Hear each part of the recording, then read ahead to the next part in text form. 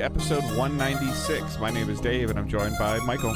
How's it going, Dave? I feel like it's been a quiet week. We've only got one CEO that has stepped down, so nothing too crazy. Next week, It's because it got cold, and it got cold fast. And we were just complaining. It was 40 degrees this morning, which is what I wanted. Like, I had to use my remote start on my car because I didn't want to go. So, for those of you that may or may not know, Michael and I live in the Midwest. He lives like Illinois. I live in Michigan. So that Midwest weather. This time last week, I was playing softball, and it was like 80 degrees at like 9 o'clock at night. And today, I almost thought about, like, if I didn't run the defrost long enough, I probably would have had to scrape my windshield with like frosty humidity. So. I don't have to worry about that. I was just like, oh shit, where are my winter coats? All right, so we are Digital Days Gaming. We are a weekly podcast that posts every Thursday morning, 6 a.m. Eastern Time on podcast services. If you are able to review the show, that's helpful. Subscribing is free. Reviewing is free. Sharing is free. There is a bunch of other show notes linked in there as well to join our Facebook community, our Discord community. Follow us on Twitter, Patreon, PayPal. Any way you want to support us should be available there. And then we also stream live on Twitch, twitch.tv/Digital Days Gaming, where you can subscribe if you so choose. If you want to link your Amazon account, there's some weird Prime Day stuff going on again. I feel like that's like every 4 months now. But yeah, they do it like three, 4 times a year, it feels like, and it's never fucking worth it. I don't think I've ever picked anything up on Prime Day. But if you have an Amazon Prime account, you can link it to your Twitch account and get Prime Gaming. With Prime Gaming, you get a free sub to a streamer of your choice. So please consider using that on us if you so choose, or at least on some streamer. So give some benefit to that to a streamer that you hang out in their chat, part of their community, any of that stuff. And with that, like I said, everything else is linked in the show notes. Sharing the show, retweeting, sharing on Facebook, writing reviews with words are all things that help to grow the show and hopefully then grow our community. But we're going to jump right into the news. Yeah, so as I mentioned earlier, only one CEO resigned this week, and it's the one that I think we were kind of expecting when we talked about this last 3 weeks ago, but the CEO of Unity has stepped down following all the backlash over the engine monetization plans that he was putting forward. If you're not aware, some of those plans included charging developers per time a game is installed, which concerned enough developers in terms of like they won't be able to afford paying those fees, and also just like some, the horribleness people could do with that sort of power. Unity did a couple days afterwards. That announcement said they were going to like backtrack and readjust their plans. A week after that, they promised more adjustments coming soon. And it looks like that adjustment was the CEO being like, I'm gone. And it's not the usual like, hey, I'm no longer CEO, but I'm going to stay on the board. It's like, no longer CEO, no longer on the board. It completely gone from the company. Typically when this happens, like, you'll see like, oh, so-and-so's leaving the company come May 1st. Like, and they kind of start this transition, and we're not getting that. He's just not there anymore, which means that he tried to flex his muscles, and the rest of the board's like, yeah, you know what, we're done. We're, so even though the board, probably publicly work. Yeah, even though the board probably all greenlit the original plans, they're like, we need you to fall on your sword and get the fuck out. John Riccitiello, basically booted out of EA, booted out of this. I think there's another company in between there. I'm sure he'll be running some video game company in like 6 months that people will be like, why did they hire this man? So we'll hear from him and see how he kind of messes up again. Maybe he'll be brought on to help merge the next news story. Maybe that's where he'll end up. I thought you were going to say maybe he's going to be Jim Ryan's replacement. And I'm like, no, God, no. But yeah, the next move that Unity needs to make is they just need to do a full 360 or 180, whatever the term is, 180, 360 to be in the right same spot. Right. Yeah, but they need to do like just go. They should just whatever he wrote in the last month, they should just throw it away. They have to at this point. Like, there's no fixing that. They need to look at what I didn't put this in the news story, but Epic Games, outside of all the horrible shit they've done recently with layoffs, but they announced that like, hey, So the Epic engine is free to use for developers, but we're going to start charging movie studios that use the Unreal Engine. Partially because the only reason Unreal Engine is free is if you produce a game, they get a 5% royalty fee. Those rules didn't apply to the movie industry that was using Unreal Engine, so they're like, hey, we're going to start finding a way to like charge the movie studios that are using our stuff for free. So I'm sure Unity has something there they can like kind of dig into that would be less egregious, because I don't see anyone mad at Epic Games right now for deciding to charge movie studios for using their engine. Especially like in our next news story, we're talking about Disney, but Disney, they touted really hard how much they use the Unreal Engine doing all of their Disney Plus shows, especially during the pandemic. So there's a revenue stream for developers that don't, or for these like engine makers that don't involve like screwing over like small time developers. But yeah, let's talk about this next story. I thought this was kind of interesting, and I almost think this might actually happen. But according to Bloomberg, Bob Iger, the head of Disney, is being urged by people close to him within the company to just acquire EA. So basically they want to find a way to kind of like make safe investments and diversify their output. And they feel like EA would be the publisher to acquire because they already work with them on so many games, all the Star Wars games, there's 2 Marvel games in the books. So this is basically Disney executives trying to urge Bob Iger to just like, let's get back into gaming, but let's go full on into it. Let's acquire a company that's safe, I would say. I just don't think that EA's in any. I don't see them being in any. I mean, yeah, Battlefield's been a struggle, but it still sells well. No, that's what I mean. Safe. Yeah, like, yeah. I don't see any like EA's not going anywhere. I don't like this. I don't think this really has any merit unless it starts getting some more traction over the next couple of days, next couple of weeks. There's twofold on this. Like, there already been tons of rumors that Disney wants to spin off ESPN because they feel like ESPN's hemorrhaging money. Disney Plus just got a huge subscription boost. When I mentioned it to my wife today, she's like, "Yeah, Disney's trying to do anything they can to make their portfolio look better." Yes. I don't think EA will necessarily make your portfolio look better. It's a different market, though. Correct. Yes. Yeah. It's another stake in the ground to help stabilize your company. And then I don't really know. I think I saw Ryan McCaffrey say it today. Like, I don't really know if we want to see. We kind of already saw this with the 10-year Star Wars contract, and that wasn't great. There was more stuff that was allegedly canceled than created, and that was EA doing it. So now with Disney having full control, I don't know, and nor do I want to see EA turn into. I guess it would all depend on what comes with it, because I don't want to see EA turn into a Disney studio, like only making Disney. Because they probably wouldn't want to do, like, if they try to make it Disney-fied, they probably wouldn't want to do Battlefield. We in terms of that wouldn't fit the Disney brand.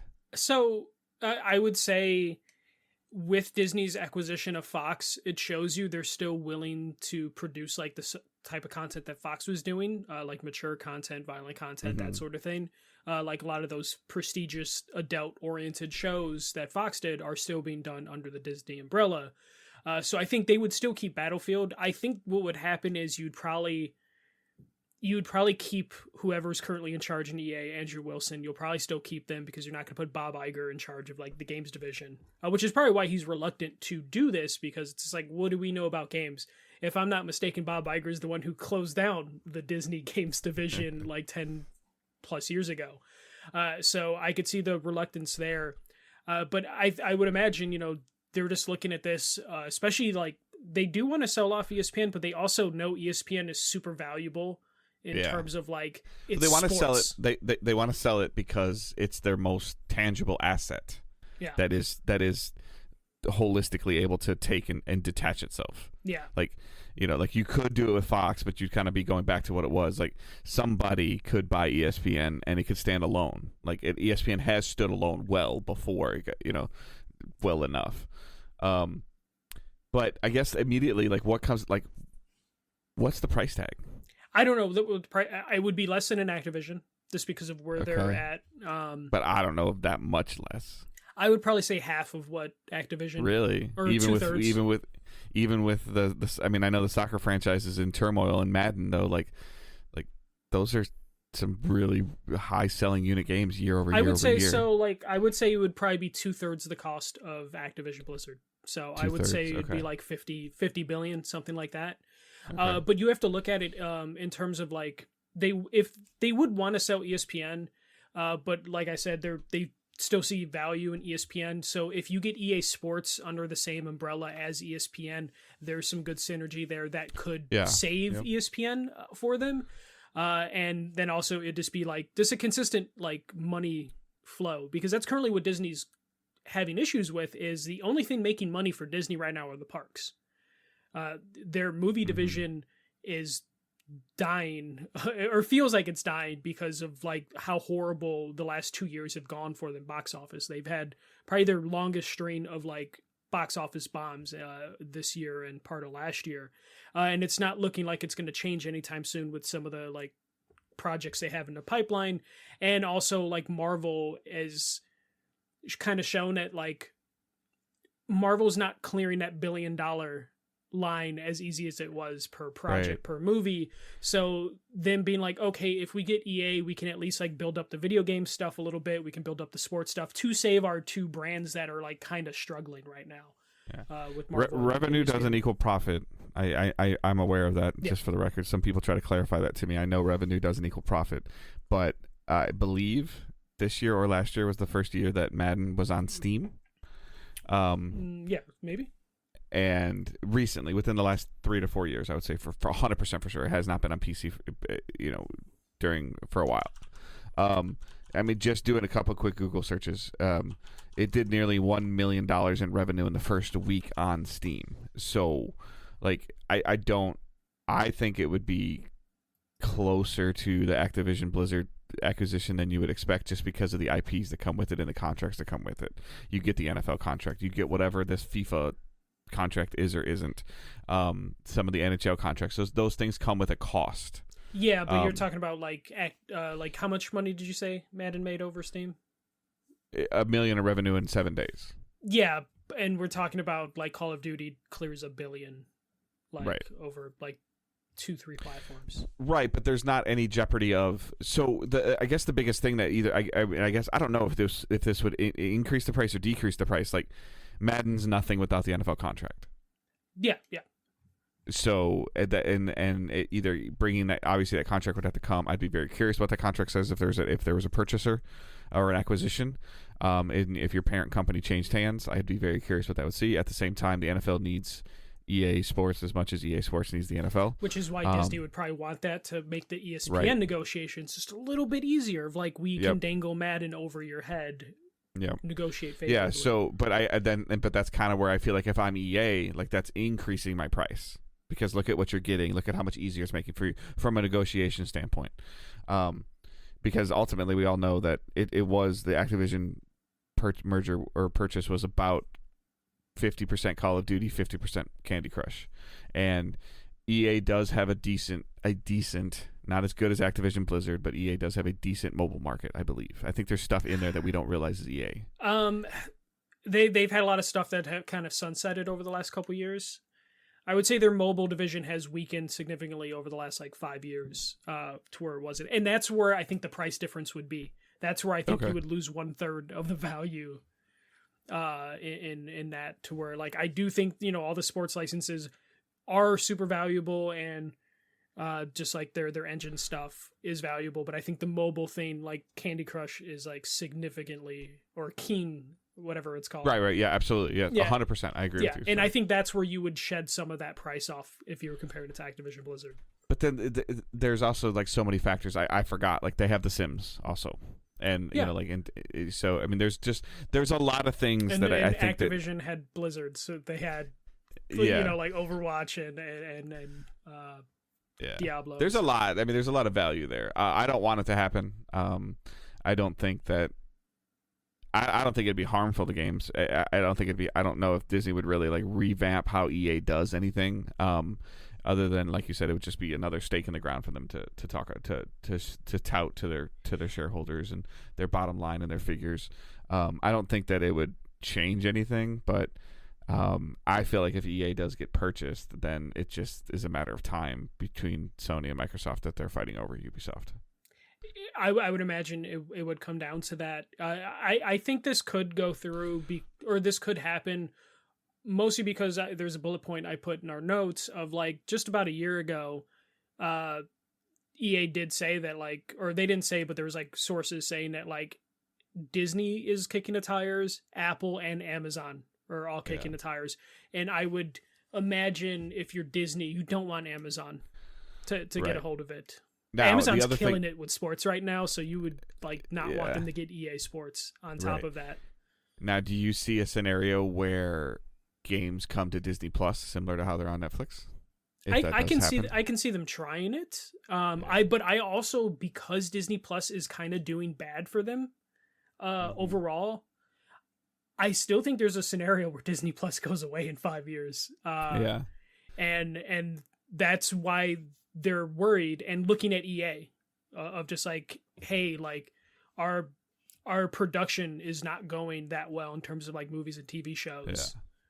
Look at the negotiations for the TV stuff. Yeah, I mean, for me personally, with the Disney Plus stuff that's been going on, I have it all bundled with ESPN Plus, Hulu, and Disney Plus, and that bundle has not increased in price significantly as much as Disney Plus by itself has. Yeah, and they're bleeding users because of that. Though when they do a TV show, they get an increase, but then people drop it. Yeah, and they haven't been able to hit that.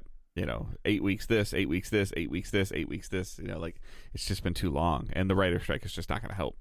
Yeah. Like it finally ended, but like everything's behind a year or two now. Yeah.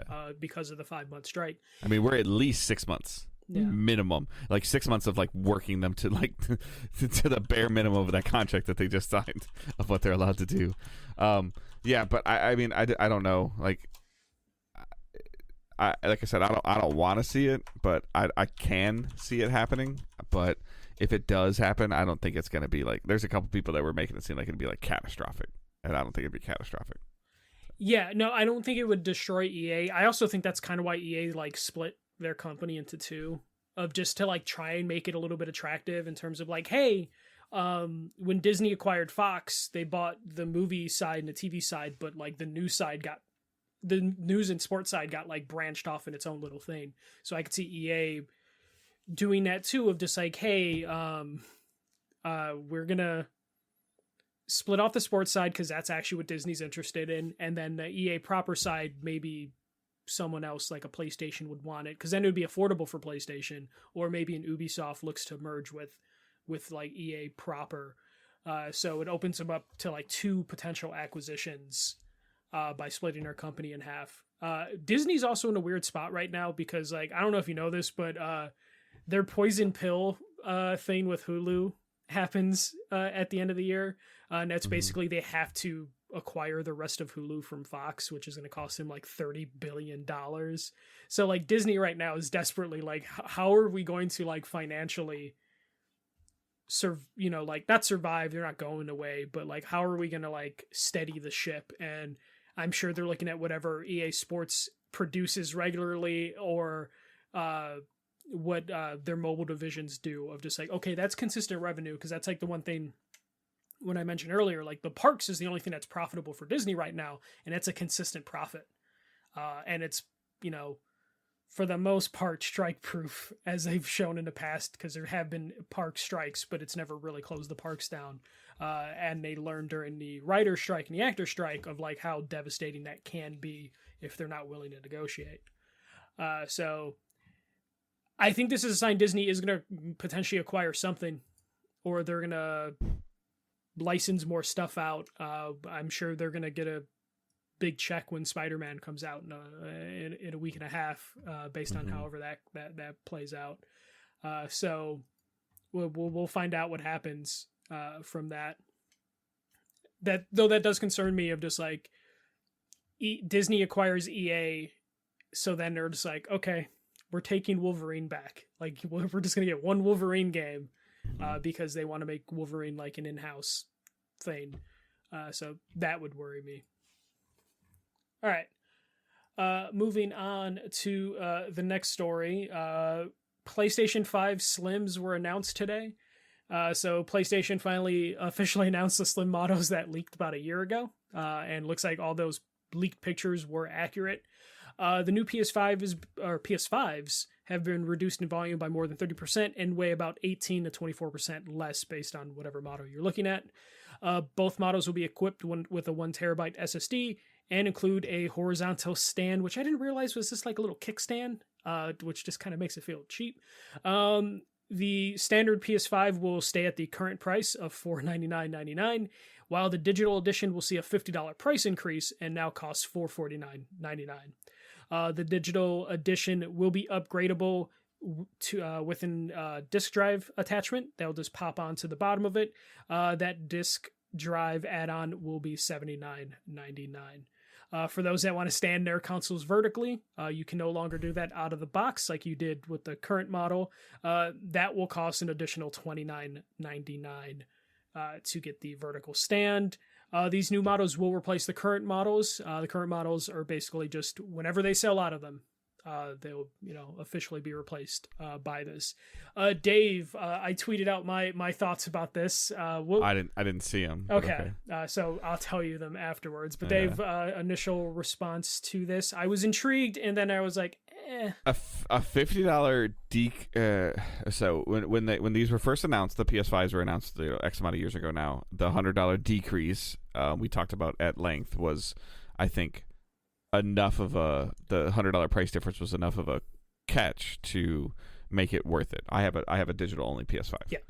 I paid the $400 for it. Now looking at it, the potential of it having a slightly bigger hard drive, which about a third bigger, I think, because I think it's like 650 to 6. Well, so it's 825, but you get knocked down to 670 because of like OS. Currently, or with a terabyte. No, so the current models it's 825. Like in the box it's 825. But it's not listed as a terabyte, right? No, it's listed at 825 or 815, whatever it is. And a terabyte's like around 1,000, right? Yes, so it's 200 gigs more. Yeah. So yeah, for $50, I don't really think it's worth it. And then the nickel and diming of the accessories bothers me tremendously. Like, if you decide to buy, let's just say you're financially strapped or whatever, and you want it, or you need to make a financial decision right now, and you buy it for $450, and then you find out that somebody that gives you a bunch of disc-based games, and you don't have it, and you want to get the disc thing, and it costs $80 to get that, and then you do want it to stand up, and that's $110. You're looking at a $570-ish console. Yeah, and you should have just gone back and bought the disc drive. It's actively discouraging you from getting a digital. Yeah. So I'm not really necessarily like a fan of that. You can talk about inflation and cost of increases and everything all you want. Like, why doesn't your disc-based console increase in price with that as well? To offset the value, to like the value of proposition, or keeping that $100 buffer, I think would have been smart. But I don't see any reason to buy this. No, I mean, other than to your point, the models are being phased out, and eventually you're not going to have a choice. Yeah, but like this is you can't blame inflation for this, because you're already shrinking the cost or shrinking the size down of the systems. The idea that like the standard model is staying at the current price, like the idea that they're raising the digital $50 is just baffling to me. Of just like, hey, we're shrinking it, we're making it cheaper, so you're gonna pay more for the digital one, is just completely crazy to me. And the nickel and diming, like, I don't understand why PlayStation would like actively discourage people from getting the digital edition. You would think that's the one that they want people to get, because then you are getting the digital content directly from PlayStation, and you're not going to a store and getting a disc. You'd think that that's what they would want, unless retailers were just like, yo, you got to make this less attractive so people will buy the disc one. I'm sorry, I don't think retailers have that kind of power. No, I know. I'm just trying to think of like a crazy idea of why you would. No, I get it. Yeah. Because like it just baffles me. Like I think this is the first time that PlayStation or any console has come out with a slimmer version that stayed the same price and or increased in price, and that I just can't get over. Like every time there's been like a slim version, we're used to it going down like $50. We're not used to it going up by $50. I do think it's cool, the disc drive attachment. I'm very curious to see how hard that's going to be to find. I'm sure they'll be readily available when it launches, but is that something stores are going to want to keep in stock? Or is it going to be something you only get through PlayStation Direct? I don't see like Target or Walmart like keeping storage or shelf space. I do. I don't know. I kind of do because they want to sell. Yeah, but then you also want to sell the discs. Like the retailers still want to sell discs. They still want people to come in their stores. They still want people to do pickups. And if you only go digital, then you're not doing that. But like I already feel like they don't want to stock the digital one, especially like when I worked at Best Buy, they never kept the digital one in stock. Right. So they're already discouraged from keeping it, let alone like, if we have more digitals that are sold, but no one's buying the disc drives, now these disc drives are just fucking sitting on our shelves for no reason. Like there's a balance now that companies are going to have to keep, and that's just silly. You know, like I almost feel like it's going to be a PlayStation Direct exclusive thing after a little bit of time. It might be. Yeah. But yeah, you know what? I'm sure Jim Ryan is glad he didn't have to make this announcement. Like this blog post would not have gone well with Jim Ryan. He still put his signature on this though. Oh no, 100%. Yeah, these are definitely his ideas, or like his seal of $30 to stand your console up. Like, and did you see the little like kickstandy thing? Like if you look at it, did they show pictures of the disc drive? Is this going to be like a? Is this going to be like a faceplate attachment thing? Yeah. So basically now the console. I mean, I saw the picture, like the cover photo, where it just literally looks like the disc-based PlayStation 5 like rolled its ankle and it's swollen. Yeah. No. So basically, the shell of the PS5 now is 4 different shells. So I saw that line in the middle. Okay, one of the shells you can remove and then pop a disc drive into it with a shell on it as well. Yes, yeah, the disc drive will come with that disc shell. So it'll just pop on there, and then there's like a little bit of a little tiny kickstand. I'm sorry. I giving my own personal antidote. I'm just not disappointed. I have a digital PlayStation already. This doesn't do anything more. I have a 2 terabyte with a heatsink inside of it, and I think I paid less than $580 for it. Yeah, no, my console can stand up. Well, and also your SSD that you put into it is on top of the memory that you already had built in. So, and I don't think I spent $180 on it. No, if I did, I was very close. You did it was a price error. Yeah, it was a price error. So I mean, okay, even $200. Again, to your point, if I'm at $600, I can do everything that this digital console can do except for the disc. And I have. I might do this wrong. 200% of additional storage than they're offering. Percentages I suck at. Yeah, you suck at percentages. But depending on what size drive you have, it could be pretty. No, I mean I have a 2 terabyte, so that's 2,000 plus the 800 standard is 2,800. No, you're doing some heavy Steiner math right now, so I'm just enjoying that. The kickstand thing just looks ugly. Like like whoever is like in charge of aesthetics now at PlayStation, they need to talk to them and to see if they're okay. Now that I'm looking at the blog post, I don't know if I like these lines on there. Like I don't. Well, the only thing I think will be cool is I'm hoping the top ones pop out, because it'd be kind of cool if you can mix and match 4 different plates on your system. I don't know why anyone would do that. It's stupid, but I just want to see someone do it. I want to see the hardcore PlayStation people buy 4 different like shells and then mix and match the shells. But yeah, that vertical stand is so ugly with the like metal ring. It looks like it's for a completely different product. It's pretty bad. I was interested in a slim too, which is because I need a second PlayStation. Okay. And my desk is kind of like, I want to be able to fit it a little easier, but it's not that much smaller. I don't think this. Yeah, I was gonna say this footprint. The footprint of the device is not much smaller. Yeah, so it looks like with the kickstand on it and everything. It looks like it's like at most like a 1/4 inch off the height and then 1.5 inches off the width, I believe is what they said. That ain't worth it. Yeah, no, it's not worth it, and especially like for $50, I could just get a disk drive one. You know, like the idea that I'm not getting a better deal by waiting for the slim model. Does it say if these are? I still have because with some of that space getting tightened, does these still have the upgradable hard drive? I believe they do, because there was no mention of that being taken away, and I feel like people would have thrown a fit if that was the thing. Hold on. Yeah, I'm kind of looking through it too. Yeah, I'm looking through the specs right now.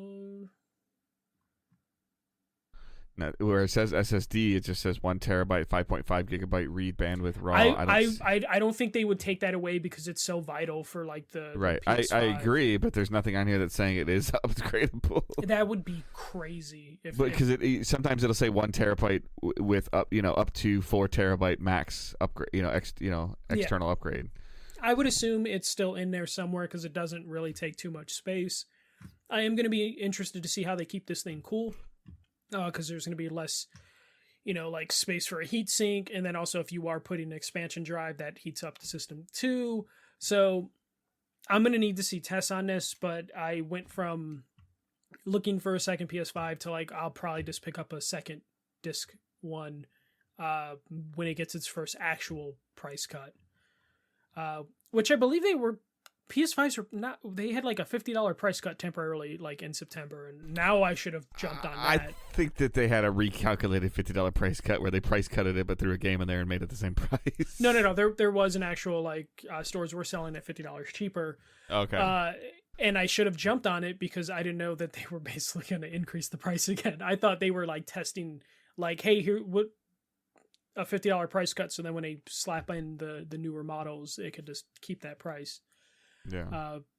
But yeah, PlayStation, you really had me excited for a second, and then I read the details. Like when I saw that this morning, I was like, oh hell yeah, we got slim models, because I love buying every iteration of the PlayStation.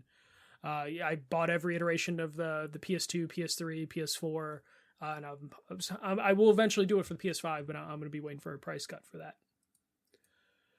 All right, Dave. Last story, your favorite story. Activision, Blizzard, Microsoft. So Microsoft is going to be closing the deal October 13th, which is this Friday. They're kind of rushing it for a couple reasons. One, it's been taking too goddamn long. Two, Chapter 47, fight.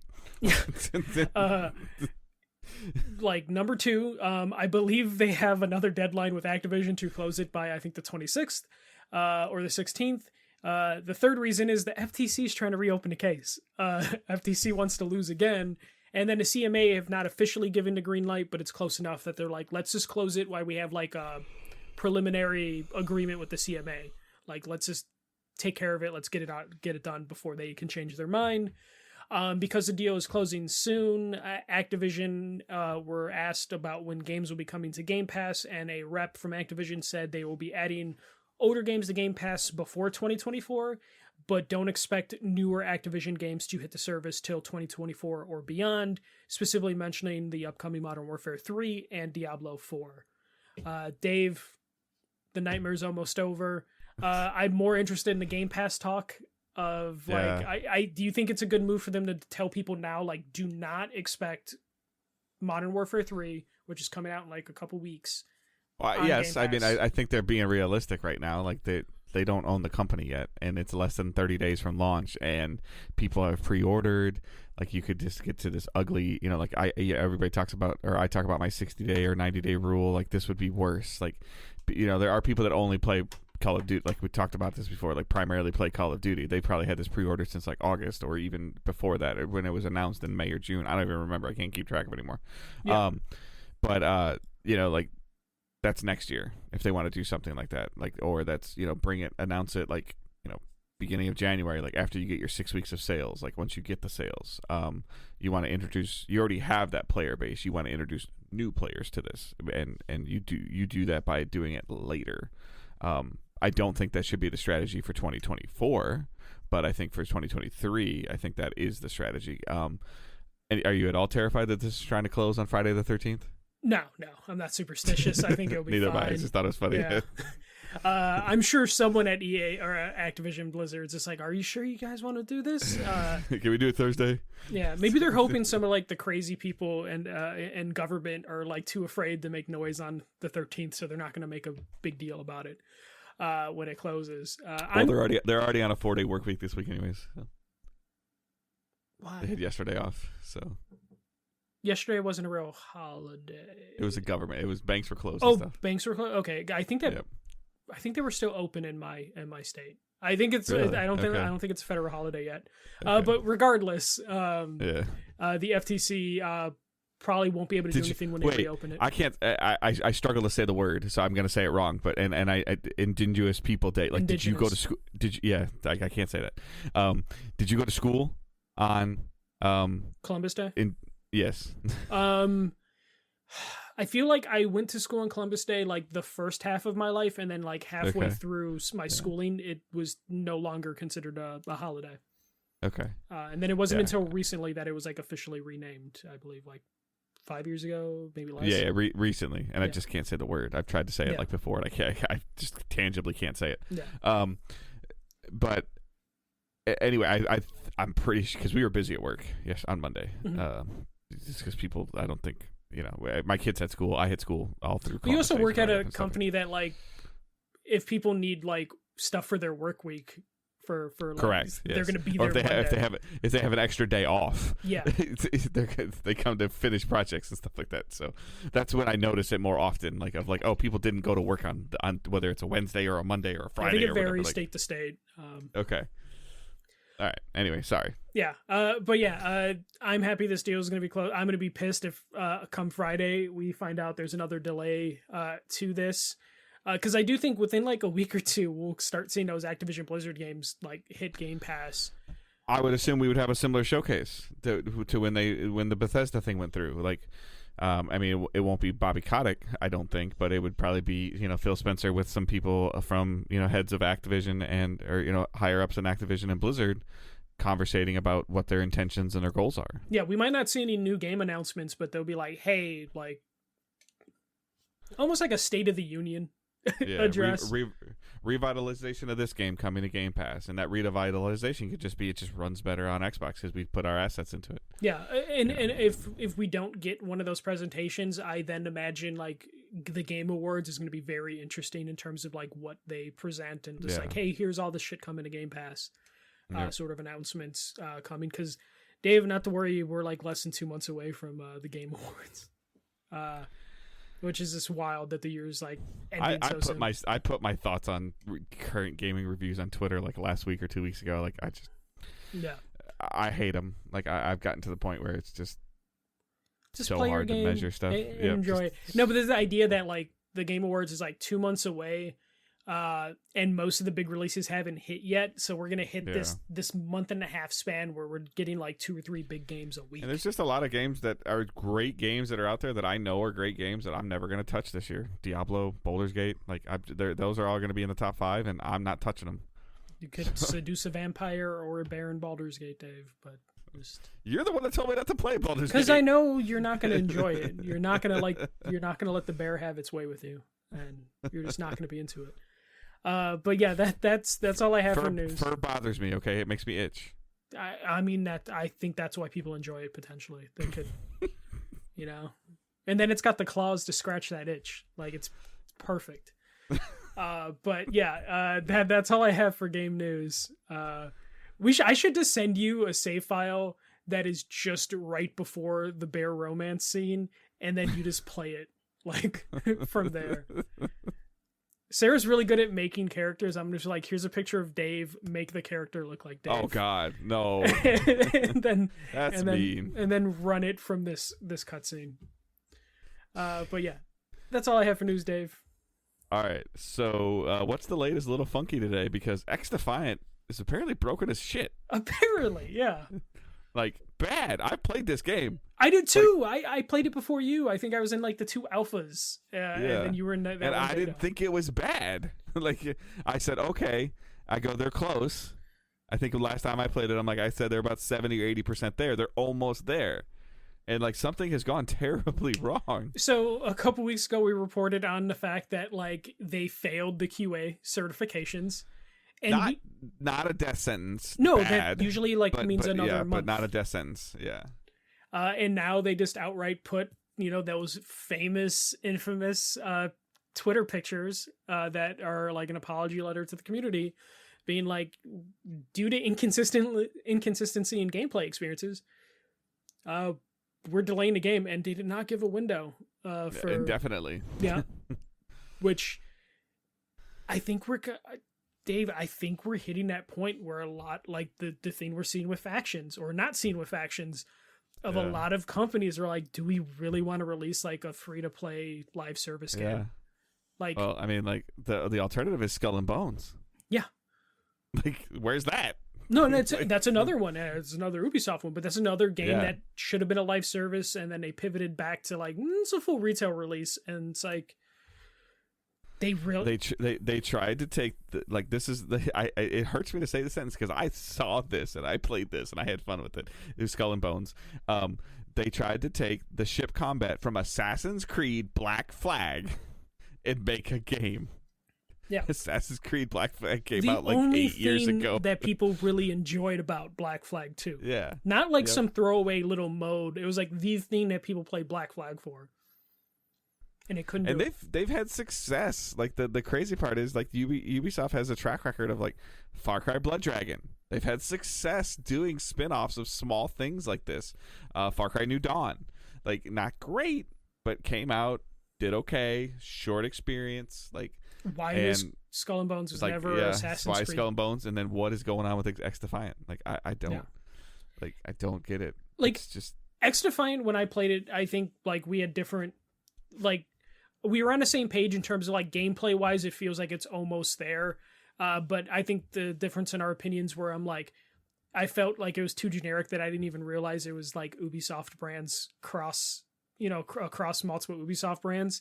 And I just need to know, like, is it the gameplay that broke, or do they realize that, like, there's not much there to drive people in? Because, like, Dave, you like Far Cry, you like Tom Clancy games, but, like, I don't know if you're like, I like the aesthetic of Far Cry. I like the aesthetic of Tom Clancy games. And that's kind of what X Defiant was going for. Right. Of, like, oh, we're going to have all these different, like, Ubisoft brands. The Far Cry the Far Cry model, I love the villains are the main characters. Like that's what I kind of loved about that little twist to it. Over the top, never took itself seriously. Just had a lot of fun, good solid basic core shooter.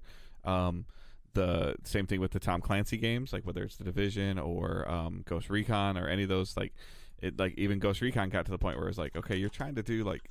I walked out of a session of Ghost Recon. I'm like, that's a little too looty for a Tom Clancy game. Like, it's even more loot. It felt more loot driven than The Division, and Division is a loot game, a looter game.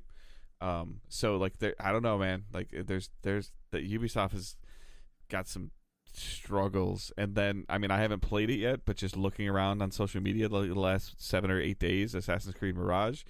I feel like that's either a love or hate. People think it's the fact that it's a 10-hour game is amazing, or people are like, this is not my Assassin's Creed. There's no in between. But it seems like people, at least from a gameplay standard, are like, this is a good fun game. There seems to be a lot of questions about like the length of the game. Yeah. And then also, I didn't put it in news, but like three or four former executives at Ubisoft were arrested for misconduct. Oh, I didn't see that. Yeah, former executives were arrested or charged with something.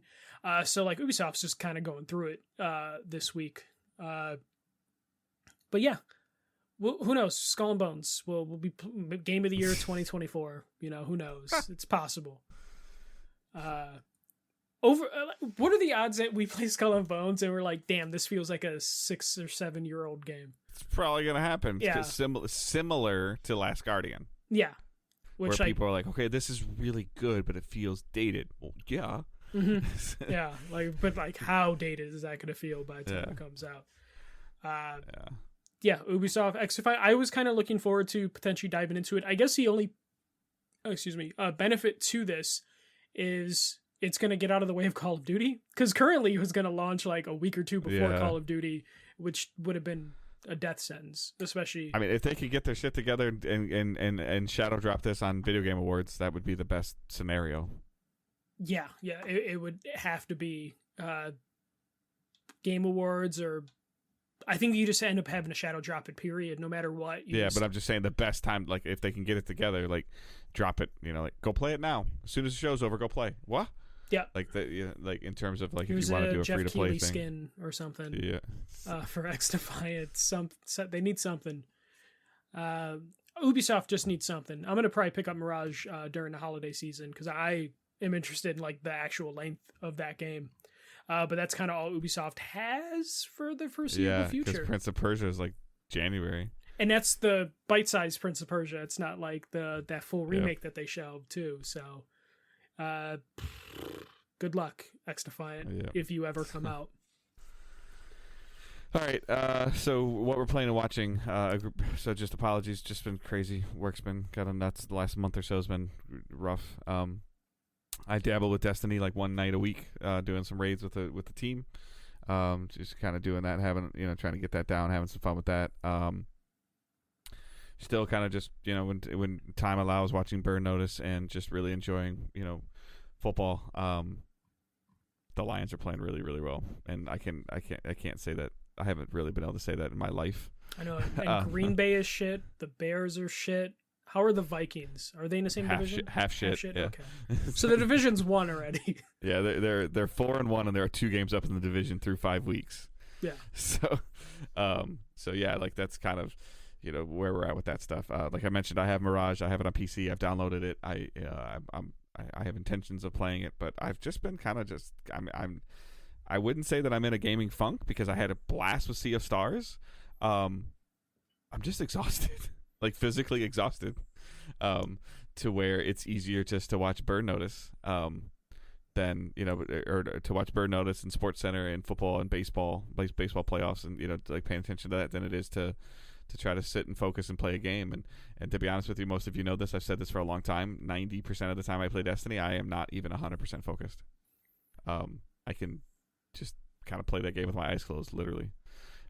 And I have more fun with so you often are playing with your eyes closed. Yeah, I have more. It's more fun hanging out with like just goofing around with the 4 or 5 guys that that are in the party chat as we're talking to each other and doing what we're doing.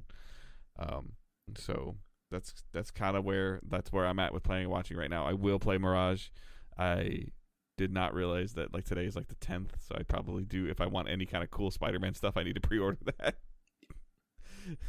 A couple skins and stuff like that. I think I get paid this week, so maybe I should do that. Well, let me tell you how I justified buying the collector's edition for Spider-Man this past week. I think I saw something in Discord about this. Man, I was talking with my friend. He's usually on Twitch, Advent, and I was just like, I thought it was originally $250, and I'm like, oh shit, it's only $229, and after tax, it was $250. Okay, so I had to do a lot of bullshit math to justify it in my head. And then I realized, like, oh, Spider-Man alone is going to cost me like $80 because taxes suck in Chicago. So I'm like, technically, for 19 inches of Venom, I'm only having to pay like $170. That's a bad phrase, but okay. That's the phrase PlayStation uses, okay? 19 inches of Venom. That's what they tweeted and then shortly deleted it after. So, realistically, that's like less than $10 per inch of Venom if you subtract the cost of the game. And then at that point I was like, I can do that, like $170 $180 for this statue, and it comes with costumes, and I love the costumes of Spider-Man, this. Yep. And it does the stupid thing that I like love because it's stupid. It gives you a steel box, but it's a digital code. There's no physical game in this, so I was already on board. I'm with you, man. Like I'm fighting, mostly just because it's coming, like the holiday time comes out, and usually I'm just hoping it sells out. Like, so Destiny for Final Shape, Destiny 2, the Final Shape has the Destiny 1 tower, like a replica tower. I don't even remember the size of it, but like, to me, that's really cool. The impact that Destiny's had on me. And even Angela's kind of like, we can look at this. And I'm like, no. Like, yeah, well, it's going to sit on a shelf behind me, and and nobody's going to know what it is. You're not going to be able to see it on stream or anything like that. It would just be a thing that's like strictly for me. And I just don't get that attack. Like you love Spider-Man. You know, most most behind people can't me. see it, but yeah, he's got Spider-Man stuff behind him. He's got X-Men stuff in the corner. Like that's what he does. Owen would play with anything Spider-Man I had. Yeah, So, and this is a big statue, so it's easily broken. Yeah, the only thing, like, so basically I just justified my head of just like, okay, if I do this, it's like technically I'm only paying $170 because I was buying the game no matter what. Like I was buying Spider-Man no matter what. So I was just like, okay, I don't need to really go to lunch when I'm at work. We have a kitchen at work. I can scrap food and get away with that, and that saves a bunch of money. The only thing I felt bad for is, so like I had like pre-ordered some like wrestling action figures, and I never do that. I don't collect wrestling action figures, but I had pre-ordered those back in April, and all 3 of them came in this week. The same, which means you got charged this week. Yep. Yeah, no, I was charged back in April. But still, okay. The fact that I was like getting these in the same time I was telling Sarah, like, I just put down money on a statue and I don't treat myself that often. And then I'm like, no, these were bought in April. Like these were bought a long time ago. So I haven't treated myself the pumpkin spice latte candles. I swear I bought it in spring. Like I did not go to the store and buy it. Yeah, no, that's basically how I felt. Where I'm just like, damn it, why did these have to come in this week? But I swear, PlayStation, I know I talked shit earlier about you, and I apologize. I love you, PlayStation. But if you do not give me this game on release day, like promised, I am going to be so goddamn. That's what I saw. It's a digital code, right? You should have the email like 4 days before. I hope so. If it's preload and everything. How PlayStation would it be? Are you talking about it's a sheet of paper in the steel box? Yes. How PlayStation would they be if that is the case? Like, I took the day off. Like, I'm off from work. Even though it's a work from home day, I want to be on my porch waiting because I don't want them to chuck 19 inches of Venom over my gate. I want them to hand this to me. You want them to hold the 19 inches and give it to you? Yes, and I need to be there to receive it, to take it, and then run to my apartment and then show it to my cat. And wait for him to break it. You're worried about Owen breaking it? My kitten. Punchy's gonna punch it? Yes, he's gonna break this. He's gonna be jealous because Venom is wearing his color scheme and just wreck it. I'll show you 20 inches of paw. Basically, that will happen. I will be sad. Maybe a little proud at the same time that he wanted to fight Venom. But yeah, Dave will probably be seeing that next week in the background, hopefully. But yeah, is that next week? Yeah, next Friday. Yeah, that's right. The 20th. So I'm so excited for that. I'm replaying Miles Morales right now because I needed to do the New Game Plus trophy, and I wanted to get the platinum before I do that, which I should be able to finish. Like, I think if I remember, Miles Morales is like 4 to 6 hours if you took your time, and I'm just kind of rushing through it, just so I can get that platinum. I think I legitimately beat Miles in one Saturday sitting. I beat it in 2. I beat it in 2. And I plan to, like, I don't want to rush through Spider-Man, but I know since I took that Friday off and I don't work weekends that Spider-Man 2 will probably be finished by the end of that weekend. It's going to happen. So you're guessing what, 20 to 25 hours? I'm guessing PlayStation's going to keep that tradition of like padding sequels. So I have a feeling it's going to be like a Last of Us Part 2 situation that it might hit like 30, 40 hours, but I'm fine with it. But that was like, if you're going for the platinum, which I probably will. We're going to have to probably do some kind of spoiler before Halloween then, huh? Probably. If you can get through it, but I'm sure Owen's going to push you through that game. Well, I mean, I tentatively right now I'm off the 21st, 22nd. Perfect. So, you have two days to get through that. And you don't like doing the side content that much, so. I don't mind doing it if there's rewards. You don't go out of your way to do it though, typically. No, when I get interested in a story, like I'm interested in a story, like I want to know what happens next, and the little shiny figure over there doesn't entertain me when the yellow dot's over there. And if it's like Spider-Man 1, you hit a certain point where like it pushes you through that story, and you have to go out of your way to do side stuff. But yeah, that is basically my main gaming thing. It sounds dumb, but since then I haven't wanted to start any other game really. Like Lies of P is downloaded on my Xbox. But I heard enough people complain that you need to parry in that game. And anytime a game is like, hey, we have a parry option, I always say no thank you. Like, no, thank you. I will not parry. I will not do that. And the fact that Liza P is like, no, you must do a parry, makes me just scared of that game. So I've been continuing PlayStation 3 trophy hunting, and for 5 days I've been trying to get this Pixel Junks Monsters trophy, and I can't do it. I've been putting like an hour into it a day, and I can't get this one trophy for beating this one level, and it's driving me insane. So that is also on my list of trying to get all the Pixel Junks Monster trophies off the PS3 before Spider-Man. Why did I make that arbitrary deadline and pressure on myself? I don't know. You just do things when you're bored and you have some time before your favorite. If Assassin's Creed Mirage is truly a 10 to 12 hour game, like maybe I give myself the goal to get a W for Spider-Man. Yeah, and then I might beat 3 games. I might beat 3 games in a quarter, which would be a record. Yep. A recent record. Yeah. But yeah, that's it for me. Haven't really been watching anything. It's literally just been watching Sarah play Baldur's Gate 3. She finished it, took 100-something hours, and then immediately started a second game. So I've been watching the second playthrough of Baldur's Gate 3 in between me trophy hunting on the PS3. Right. All right. So no questions or comments this week. So like everything we said last week was perfect, and everybody agreed with it. No qualms, no issues, nothing.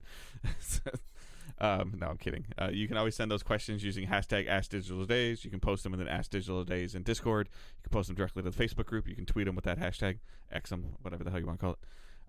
And you can send it to those. You can follow us on our main accounts on social media at Digital Days Pod. Michael's is at the first MJC. Myself is at Good Dave Hunt. We have the Facebook group and the Discord server that I just mentioned, and Patreon is there as well. Why is there words at the bottom of this document that says "Did Discord die"?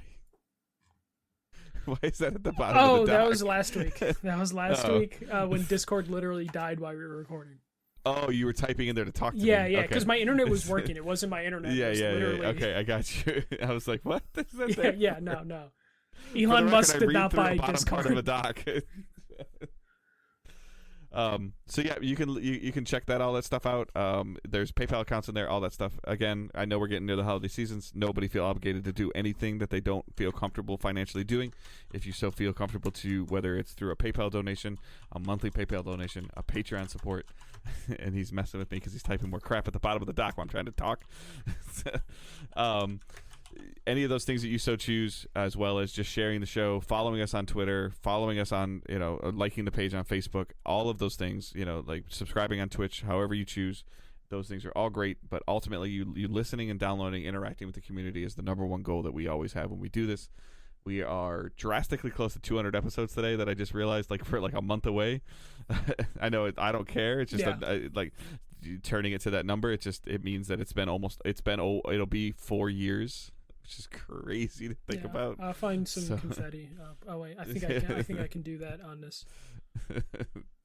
Michael discovered emojis on Discord or something. So, but we always appreciate everyone listening. Everyone's posting in there. I need to get better at going back into the Facebook group again, just to interact with those. But I would still highly encourage I feel like Discord just feels the most smooth and interactive right now. Whether it's voice chat or specific channel servers that we can talk about things, it just feels very cohesive and streamlined in there. Like, I have a fantasy football Discord, I have a Destiny Discord, I have the DDG Discord. Everything just kind of seems, especially with Twitter going all over the place like it is right now, everything just seems very cohesive. Every day we lose a piece of Twitter. Yeah, I don't know if you agree with the cohesiveness of Discord. It's my preferred. I have like 5 channels that I'm always watching, which is why I'm always in like our Discord. If you ever just want to talk in Discord or have a chat, like, I'm usually available and on Discord. Yeah. So, all right. I hope everyone has a great week and keep moving forward. Don't be a dick. See ya.